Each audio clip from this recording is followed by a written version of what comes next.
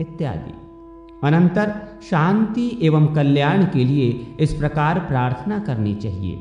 अपनी जन्म राशि से दुष्ट स्थान में स्थित ग्रहों की प्रसन्नता तथा शांति के लिए ग्रह समिधाओं से हवन करना चाहिए। ये समिधाएं प्रादेश मात्र लंबी होनी चाहिए। सूर्य के लिए अर्क की, चंद्रमा के लिए पलाश की, मंगल के लिए खदिर की, बुध के लिए अपामार्ग की, बृहस्पति के लिए पीपल की, शुक्र के लिए गूलर की, शनि के लिए शमी की, राहु के लिए दुर्वा की और केतु के लिए कुशा की समिधा ही हवन के लिए प्रयोग करना चाहिए। उत्तम गौ, शंख, लाल बैल, सुवर्ण वस्त्र युगल, श्वेत अश्व, काली गौ, लौह पात्र और छाग ये क्रमशः 9 ग्रहों की दक्षिणा है। गुड़ और भात, घी मिश्रित खीर, हविष्यान्न, क्षीरान्न, दही भात, धृत, तिल और उड़ के बने पकवान, गुदों वाला फल, चित्रवर्ण का भात एवं कांजी ये क्रमशः 9 ग्रहों के भोजन हैं। जैसे शरीर में कवच पहन लेने से बाण नहीं लगते, वैसे ही ग्रहों की शांति करने से किसी प्रकार का उपघात नहीं होता। अहिंसक, जितेंद्रिय, नियम में स्थित और न्याय से धनार्जन करने वाले पुरुषों पर ग्रहों का सदा अनुग्रह रहता है। यश, धन, संतान की प्राप्ति के लिए, अनावृष्टि होने पर आरोग्य प्राप्ति के लिए तथा सभी उपद्रवों की शांति के लिए ग्रहों की सदा पूजा करनी चाहिए।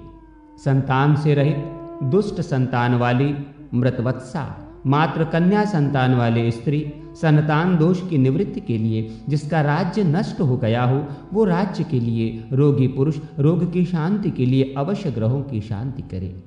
ऐसा मनुष्यों ने कहा है।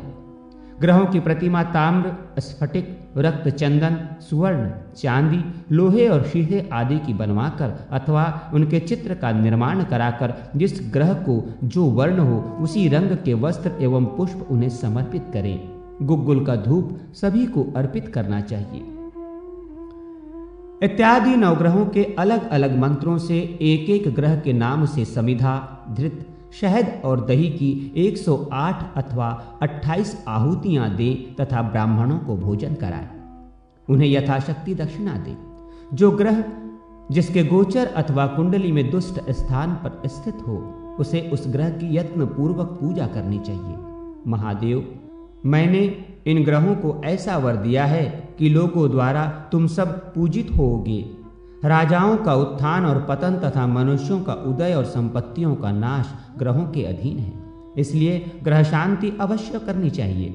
ग्रह, गाय, राजा, गुरुजन तथा ब्राह्मण पूजन करने वाले व्यक्ति को सब प्रकार का सुख प्रदान करते हैं। इनका अपमान करने से मनुष्य को अनेक प्रकार के दुख मिलते हैं। यज्ञ करने वाले, सत्यवादी, जप, होम, उपवास आदि में तत्पर धर्मात्मा पुरुषों की सभी बाधाएं शांत हो जाती हैं।